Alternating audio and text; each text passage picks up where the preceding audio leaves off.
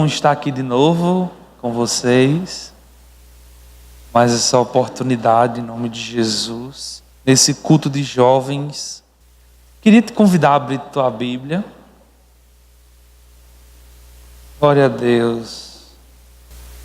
Sua Bíblia lá em Tiago. O livro de Tiago, capítulo 4, verso 13. Hoje à noite nós vamos conversar um pouco nesse culto de jovens sobre estarmos atentos a que os nossos planos ou aquilo que pensamos sobre nós, propósitos, objetivos, que todos estes andem sempre debaixo do grande plano de Deus. Amém? Submeter os nossos planos aos planos de Deus. Vai se relacionar um pouco também com o projeto Jeremias, que está acontecendo aqui na igreja. E aí essa pregação ela vem andar em propósito juntamente com isso. Que no final do culto a gente vai estar falando mais precisamente sobre o projeto. E eu quero com vocês ler alguns versículos aqui em Tiago que nos vai promover esse pensamento. Então vamos ter esse cuidado, porque veja só, no nosso dia a dia, nos nossos planos, cada um de nós pensamos algo a nosso respeito. Daqui a um mês, daqui a 6 meses, daqui a um ano, como é que nós estaríamos? E muitas vezes colocamos aquilo que nós pensamos de nós mesmos, nós chegamos à nossa conclusão que para nós o melhor é o nosso plano, é o nosso projeto. Mas na nossa mente, na nossa cabeça, tudo que nós pensamos, às vezes acerca da gente, vai dar certo, perfeitamente, sem nenhum tipo de empecilho. Então tudo que nós pensamos a nosso respeito parece que vai num plano perfeito. Só, queridos, planejar para nós mesmos, sem a preocupação de ver se aquilo que nós estamos pensando é o pensamento de Deus, a gente pode estar caminhando para bater a nossa cara na parede. Então é mais ou menos isso que a gente vai conversar um pouco sobre. É sobre isso que nós iremos conversar hoje, amém?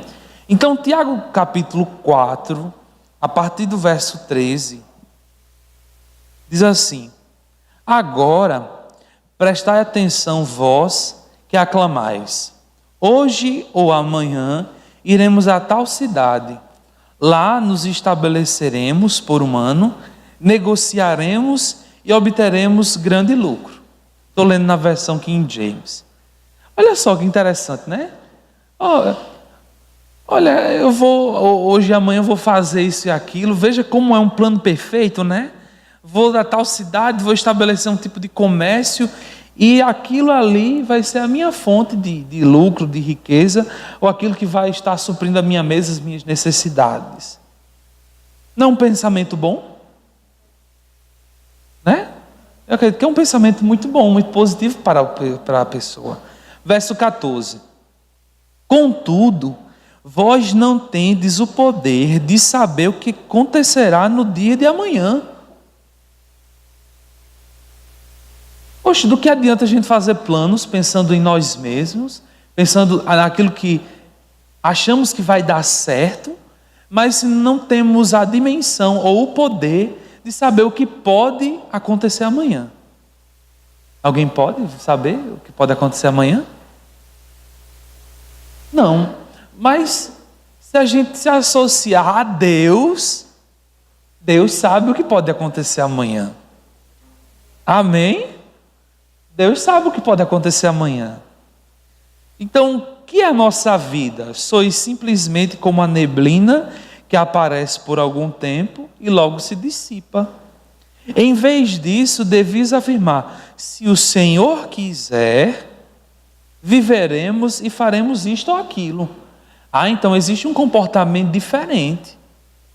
Já que a gente não tem o poder de saber o que pode acontecer amanhã, se nós associarmos e nos apegarmos a Deus que sabe todas as coisas, Ele é onipresente, Ele é onisciente, Ele é onipotente. Ele sabe de tudo, como o pastor aqui fala, Ele é atemporal. O pastor fala muito sobre isso. Então Deus sabe o que pode acontecer amanhã. Nós não. Que tal a gente parar tudo que nós estamos fazendo na nossa vida e pensar: o Senhor está aqui? O Senhor está comigo nisso? Mas não é você inserir Deus no seu plano. É você entender o plano de Deus que você está inserido. É diferente. É bem diferente. E é muito fácil a gente arquitetar tudo e jogar Deus como uma carta coringa que vai dar certo de alguma forma. Mas é bem diferente, é nós que devemos olhar para o plano de Deus e sabermos onde estamos lá. É saber a direção, é o propósito. Verso 16: entretanto estáis agora vos orgulhando das vossas capacidades, e toda vanglória como essa é maligna. Olha só, se a gente pensa um projeto, um plano, é claro que uma vez que ele dá certo, iremos nos orgulhar. É inevitável esse sentimento. Quando algo dá certo do jeito que você falou ou pensou, você vai se sentir realizado, porque, sabe, não disse? Quanta gente não já passou na cara de alguém? Eu não disse que isso ia acontecer? Do jeito que eu falei, é inevitável. Isso faz parte da gente. Mas se a gente pega a nossa vida e isso acontece em nós crentes, irmãos, cristãos, a gente não pode ter esse sentimento em nós. O sentimento que nós devemos ter é de que não foi eu que consegui, não foi debaixo da minha capacidade, porque a minha capacidade vai produzir uma glória que vai morrer aqui na terra, mas algo que é feito em Deus, vem a glória do Senhor lá de cima nos abençoando com a sua maravilhosa graça. Então tudo que fazemos debaixo do plano de Deus, ou quando nós submetemos a nossa vida a Deus e entendemos qual é o plano dele para a gente, tudo que vai acontecer vai estar debaixo da direção do Senhor e vamos assim, isso vai refletir só e somente só a glória dele. Amém? Não vai existir um espaço para nosso orgulho. Não vai existir um espaço para a gente dizer: foi na minha capacidade, porque eu sou bom. Mas foi graças a Deus que esteve comigo em todo o tempo. Amém? Então, verso 17 diz: refleti sobre isto, pois quem sabe o que deve fazer o bem e não faz, comete pecado. Então, veja só, nós estamos sendo ensinados, aprendendo sobre essas coisas, então vamos lá, vamos refletir. O sentimento de orgulho não é um sentimento pecaminoso. Então vamos se desviar desse tipo de coisa, vamos deixar claro que a nossa capacidade, ou aquilo que nós fazemos, associados ao que Deus tem para a gente, produz coisas boas, com certeza. Como a gente é estimulado demais aqui a estudar, a botar em exercício as nossas capacidades intelectuais, é porque elas têm uma função e uma importância. Agora, que isto não seja o centro da coisa, que exista de fato todo o espaço seja para Deus, que Ele vai pegar aquilo que nós temos dentro de cada um de nós e aproveitar aquilo para um bem maior. Amém, queridos? Convido agora para abrir o teu livro, a tua Bíblia em Atos.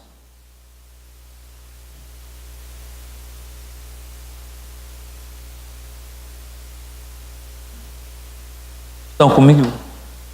Amém.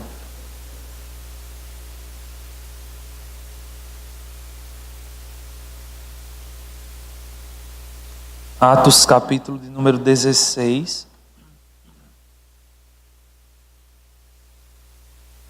Trazendo um pouco do contexto aqui, do capítulo 16, no capítulo 15 acontece um um concílio, uma reunião muito importante na igreja. É o primeiro concílio que a igreja tem. E vai ajustar algumas coisas de alguns problemas que estavam tendo dentro da igreja. E isso já é no final da primeira viagem de Paulo. E no capítulo 16 inicia a sua segunda jornada, a sua segunda viagem missionária. E o propósito dela vai justamente espalhar essa doutrina ou isso que eles estavam discutindo nesse concílio. Então o propósito principal era esse. Amém? Então abra comigo no Atos capítulo 16, verso 6. Veja só. E viajando por toda a região da Frígia e da Galácia, Paulo e seus companheiros de ministério foram impedidos pelo Espírito Santo de pregar a palavra na província da Ásia. Quando avizinharam-se da região da Mísia, procuraram subir até Bitínia, mas também o Espírito de Jesus não lhes permitiu. Então, contornando a Mísia, desceram para Troade. Veja só. Pregar a palavra não é uma coisa boa, não? Anunciar as boas novas, anunciar aquilo que havia acontecido nesse concílio não seria positivo para a igreja? Mas os planos de Paulo, levando aí consigo Silas, levando consigo o próprio Timóteo, também o próprio Lucas, acredito que estava nessa viagem. Veja, eles foram impedidos 2 vezes de ir para determinados lugares.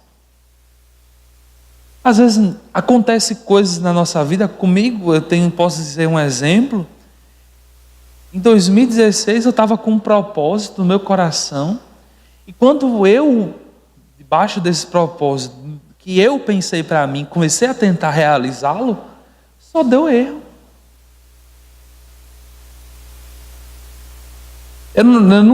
Eu pensava, vamos executar assim, porque assim eu sei que vai dar certo, eu acho que vai dar certo. Deu errado. Deu errado. E às vezes está aqui uma coisa positiva, boa, pregar a palavra. Eles estavam com o coração bom, mas debaixo de uma direção do Espírito Santo, ouviram aquela ordenança ali de não ir, e não foram. Então no verso 9, diz assim: durante a noite Paulo teve uma visão.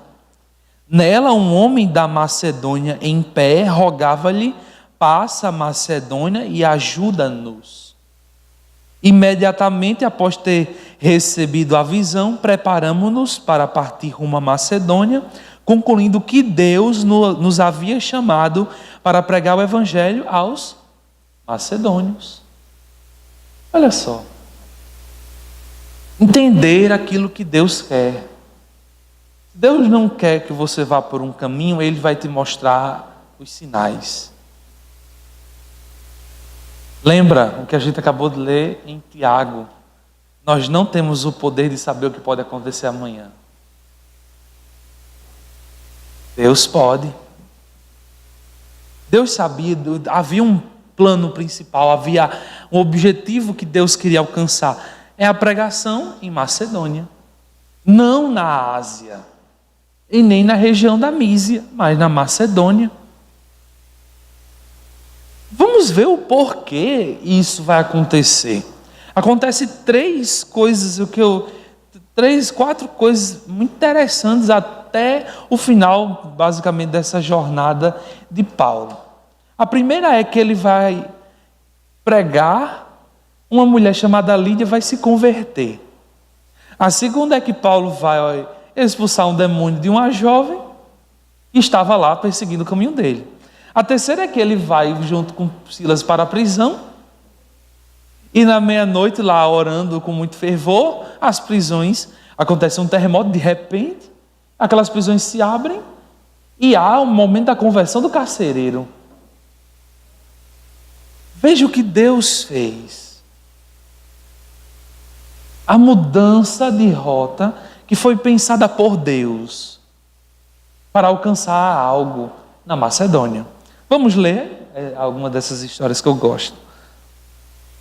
Verso 11. Navegando de Troade, seguimos em linha reta até Samotrácia e no dia seguinte para Neápolis. De lá rumamos para Filipos, que é a cidade mais importante desse distrito da Macedônia e colônia romana. Nessa cidade ficamos vários dias. No dia de sábado, saímos da cidade para a beira do rio, onde imaginávamos encontrar um bom lugar para orar. Assentamos-nos e começamos a conversar com algumas mulheres que ali também estavam reunidas. Uma das mulheres que nos ouviam era temente a Deus e chamava-se Lídia, vendedora de tecido e púrpura, da cidade de Tiatira. E aconteceu que o Senhor lhe abriu o coração para acolher a mensagem pregada por Paulo. Amém?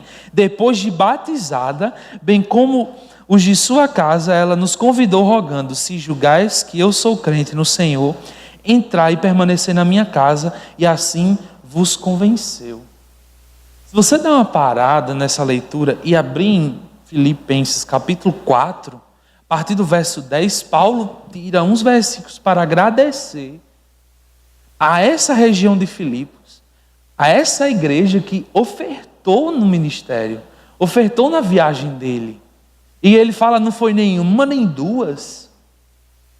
Naquele contexto ele fala, tudo posso naquele que me fortalece, e das suas gloriosas riquezas me supre em todas as minhas necessidades. É nesse contexto que Paulo fala isso. Essa viúva, essa mulher, com todo esse contexto, ajudou Paulo financeiramente. Então veja como foi importante isso. Deus queria suprir a viagem também. Amém? Verso 16. E aconteceu que indo nós para o lugar de oração, nos saiu ao encontro uma jovem escrava que estava tomada por um espírito que a usava para prognosticar eventos futuros. Dessa forma, ela arrecadava muito dinheiro para seus senhores por meio de adivinhações. Então havia aí um espírito demoníaco influenciando essa mulher para fazer esse tipo de adivinhação. E como ela era escrava, se é escrava é porque existe alguém que controla um senhor ou senhores, a Bíblia mesmo fala. E disso eles estavam tirando a riqueza. Mas veja que ele estava lá, indo para o lugar da oração em vários dias. Essa mulher estava lá, seguindo a Paulo, no verso 17, e a nós vinha essa moça gritando diante de todos: estes homens são servos do Deus Altíssimo e vos anunciam o caminho da salvação. E ela insistiu em agir assim por vários dias. Imagine só, você tirou o seu dia, o seu sábado lá para ir pregar o evangelho, Paulo lá nesse contexto, e toda a vida que ele ia lá, essa mulher estava lá gritando essa frase. E Paulo se irritou com isso. Porque Paulo, dentro da sensibilidade espiritual, teve o discernimento que aquilo ali não era algo testificando a Deus, mas que de fato era um espírito demoníaco. Amém? E veja só, ele tomou uma atitude muito curiosa. Ele, dirigindo-se à mulher, é assim que fala? Ele falou à mulher? Não. Ele falou diretamente com o espírito demoníaco e o repreendeu, exclamando: ordeno a ti, em nome de Jesus Cristo, retira-te dela. E ele, naquele mesmo instante, saiu. Amém, queridos? Vemos uma mulher agora sendo liberta de uma opressão, de uma escravidão espiritual, desse demônio que estava lá, atazanando, vamos dizer assim, ou perturbando a ordem. Veja, já vimos que Paulo, junto com os homens lá, já pregaram, a Lídia já se converteu, teve seu coração amolecido para o Senhor. Já vimos aqui essa jovem sendo liberta dessa opressão desse demônio. E agora, por causa disso, dessas ações, veja só o que vai acontecer no verso 19 em diante. Percebendo que a sua esperança de lucro havia se esgotado, os proprietários da escrava agarraram Paulo e Silas e os arrastaram para a praça principal diante das autoridades. Olha só que situação eles estão passando. Veja, mas é o plano de Deus, ou não?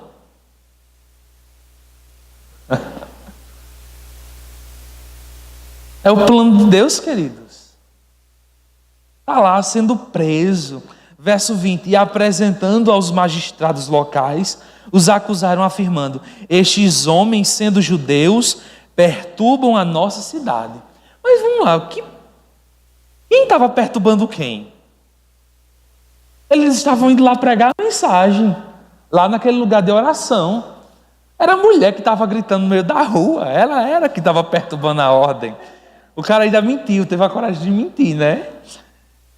Eles estavam lá pregando, é o que a gente acabou de ler, né? Mas tudo bem. Mas como era uma cidade que, por mais que eles sejam judeus, a cidade também era romana. Mas lembre-se que Paulo também era romano. Cidadão romano. Então vamos lá, vamos continuar. Verso 21. Pregando costumes que a nós, romanos, não é lícito acatar, tampouco praticar. Então a multidão unânime os atacou e os magistrados, rasgando-lhes as roupas, ordenaram que fossem açoitados com varas. Depois de tê-los espancado muito, os jogaram na prisão, recomendando ao carcereiro que os vigiasse com toda a atenção. Havendo recebido tais ordens expressas, ele os lançou no cárcere interior e lhes prendeu os pés no tronco. Veja que no meio do grande plano de Deus podem surgir coisas para você desviar a sua atenção. Desviar e sair e abandonar tudo. Você, poxa, eu estou aqui pregando a mensagem, estou ajudando pessoas com essa mensagem que edifica, essas boas novas, e acabei de ser preso, fui surrado, e agora eu estou preso num cárcere, com os pés presos aqui no tronco. Mas lembra que tudo isso que eles estão passando foi uma direção que o Espírito Santo deu, ou não?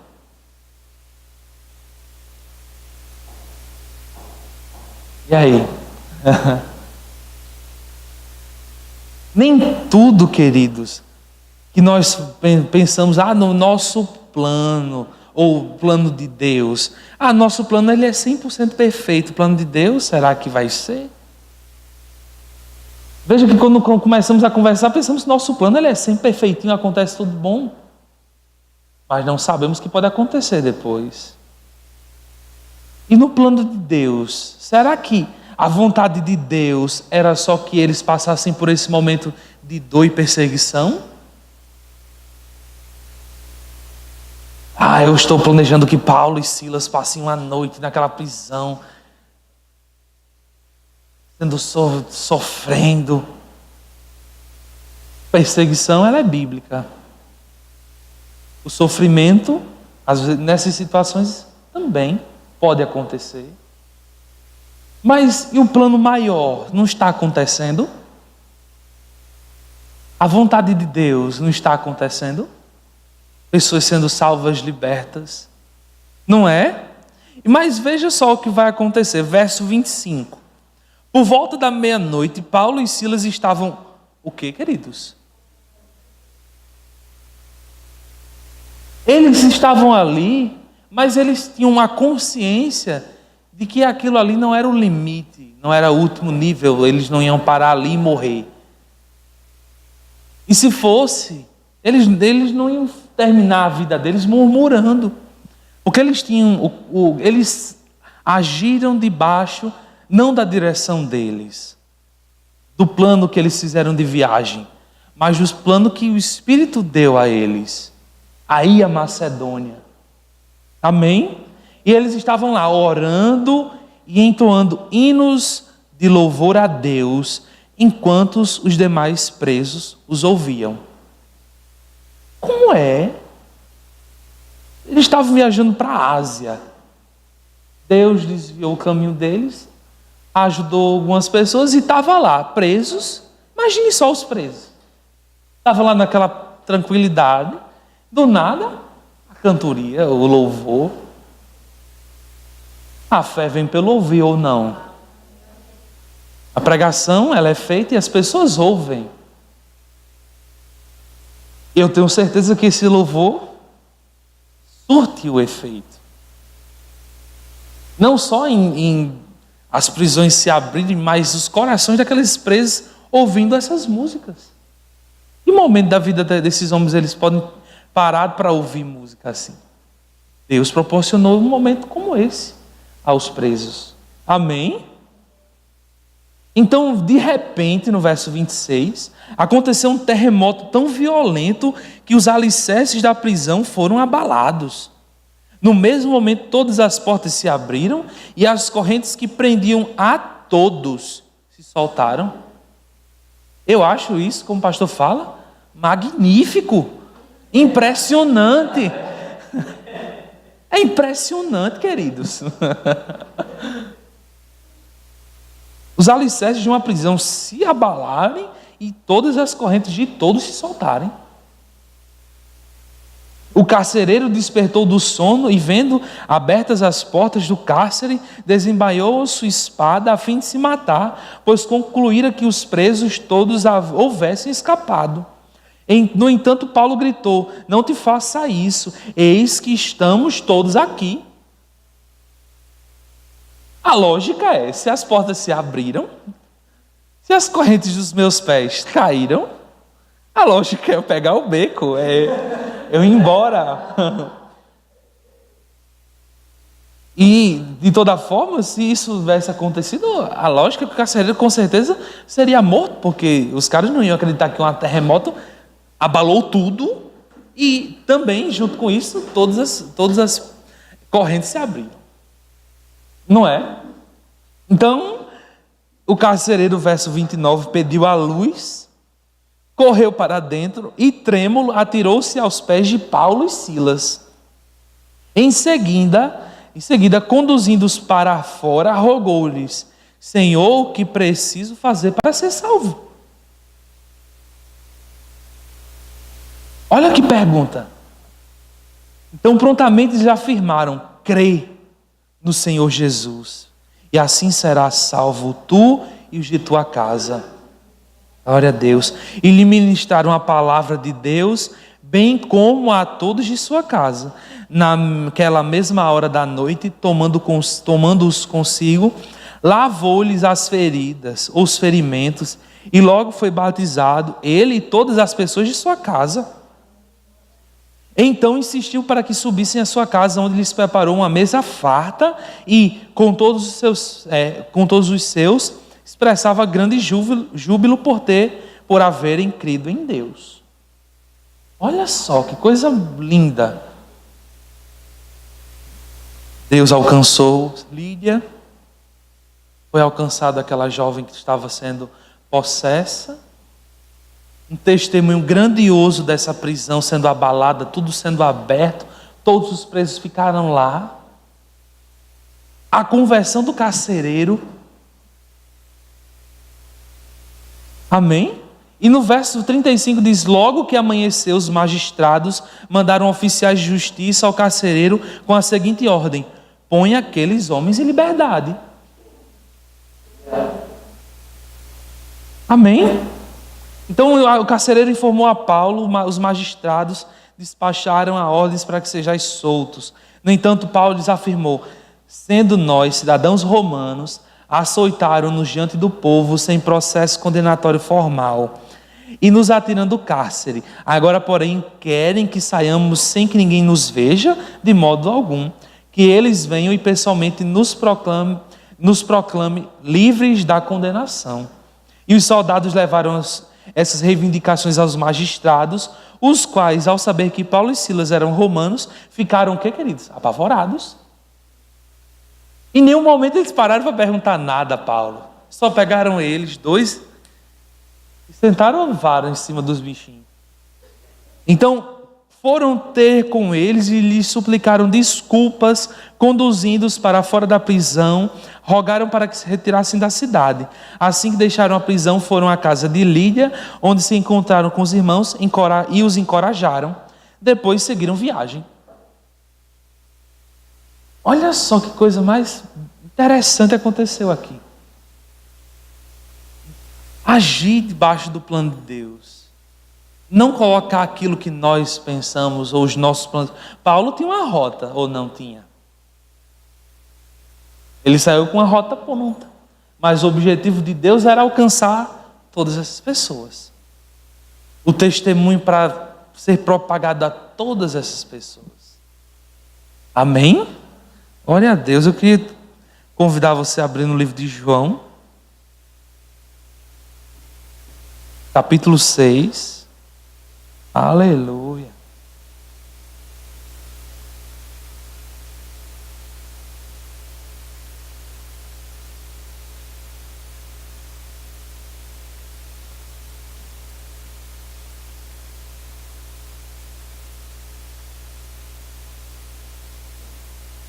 João 6, verso 38. Olha só o que Jesus fala. Pois eu desci do céu não para fazer a minha própria vontade, mas a vontade daquele que me enviou. Amém? E esta é a vontade do Pai, o qual me enviou, que eu não perca nenhum de todos os que Ele me deu, mas que eu os ressuscite no último dia. De fato, esta é a vontade daquele que me enviou, que todo aquele que vir o Filho e nele crer tem a vida eterna, e eu ressuscitarei no último dia. Estava muito claro para Jesus qual era o plano. Estava muito claro para Jesus o que ele tinha que fazer, qual era o propósito dele. Amém? Ele diz, eu não vim para fazer a minha própria vontade. Jesus tinha uma vontade? Tinha. Amém?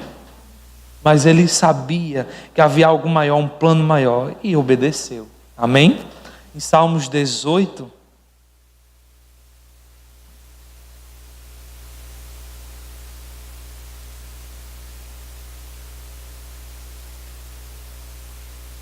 aleluia. Salmos 18, verso 30.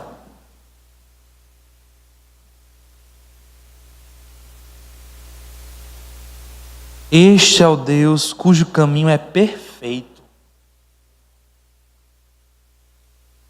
A palavra do Senhor é comprovadamente verdadeira.